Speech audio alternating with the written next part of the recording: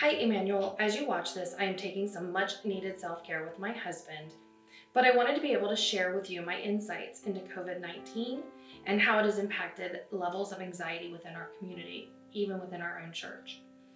Working as a mental health therapist in our community, I have seen firsthand the impact COVID-19 has had on mental health of individuals and families living here in Calvert. The American Psychological Association in September of 2020 reported that psychologists are seeing a 74% increase in clients experiencing anxiety. And what we have also noticed is that as we have moved through the pandemic, anxiety hasn't lessened, it has just changed in what triggers it. Anxiety began to uptick at the beginning of the pandemic for multiple reasons: loss of jobs and financial stability, loss of health, and yes, even loss of life. Loss of social supports due to stay-at-home orders. Loss of security through our support systems, such as our government, our schools, our churches, even the supply chain. And social media networks adding to that fear. Many of us were glued to our social media during this time. We began to get comfortable with this new normal when a new worry became evident: the COVID vaccine. This created another trigger for an increase in anxiety. This anxiety revolved around the uncertainty of the vaccine. Who should we trust, with mixed messages? I heard this often during sessions with clients. With all this misinformation swirling around them, they were struggling with whether to take the vaccine or not. Adding to that, people were anxious about the effect the vaccine would have on their loved ones, their families, their children, and the added pressures of employers mandating a vaccine that we still were anxious about. And many of us are still experiencing that anxiety regarding the vaccine. Now, after 18 months of consistent uncertainty, mixed information, and basically a world full of unknowns, we have reached one more trigger for an increase in anxiety: the post-pandemic era. Reopening our country and our community has led to even more anxiety. I often hear clients speak about having to go back to work and how this creates this fear, this worry in them. Or parents who are struggling with the decision to send their children to school or to continue to have them at home, doing school from home. I have multiple clients who have struggled with these decisions, where fear and worry have led them down a path to seek therapeutic interventions.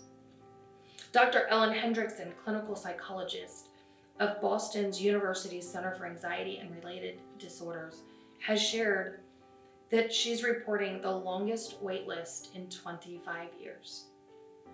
Many more people are reaching out for mental health support during this time. My office, which is located in Lesby, and we're a smaller satellite site from Calvert Behavioral Health, one of the smallest. And our office is seeing on average 10 to 12 new clients a week seeking support for substance use as well as mental health. Pre-COVID, it was 4 to 5 a week. So we've doubled, if not more so, during this time frame.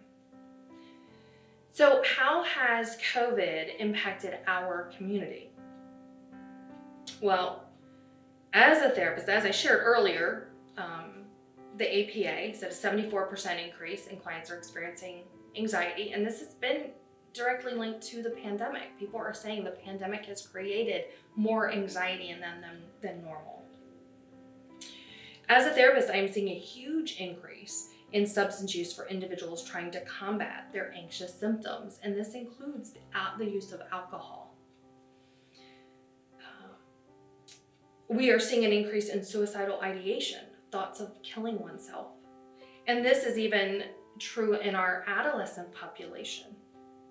We are seeing higher levels of behavioral issues in our children and our teens, and a decrease in academic success. I have clients who used to be straight A students, and now they're struggling to get C's and D's. The anxiety also produces higher levels of our anger response. look around you. If you go into a grocery store, if you listen, you can hear that anger coming out. We see it playing out on the news on a daily basis. This is leading to more conflicts within our marriages, within our families, within our communities, all over. It's really impacting us. Pastor Rick also asked me to share about how COVID has changed our lives in unhealthy ways. So let me start with our physical health. Many people have started skipping their medical appointments. Last year, it was telehealth only, and now we've kind of moved into this telehealth era, which isn't a bad thing. However, we're skipping full physical exams. Unfortunately, full physical exams cannot be done over the computer or the telephone, and we may be missing physical ailments that could impact us. Research has also shown that we have begun to have a change in eating habits. We're eating more. We're becoming more unhealthy in our ways of eating. Just look up the memes related to weight gain, and the story tells itself. Our relationships have begun to suffer during this time. Recent research has shown an increase in domestic violence and child abuse. Separations and divorces are sky high right now, and a decrease in connection with friendships is impacting us on a social aspect. All of this has helped trigger higher levels of anxiety in many of us. Feelings of hopelessness, fear, worry, and loneliness have led to many of us feeling like we have no supportive networks anymore around us. And our spiritual health has declined as well. As churches shuttered their doors out of fear, moved services online, which is not all bad, and limited the opportunities for ministry, many people in our community have felt abandoned by God, isolated from the Holy Spirit, and therefore we have seen an increase in attacks by Satan. Believe me when I say he is thriving during this time of heightened anxiety, fear, and worry. So I want to give you a spiritual perspective on anxiety right from the Bible. In 1 King, we meet Elijah. And Elijah has just overcome a huge battle. He's won, he's victorious, and now his life is being threatened. And Elijah has experienced now anxiety. He's experienced a lot of what we are experiencing right now.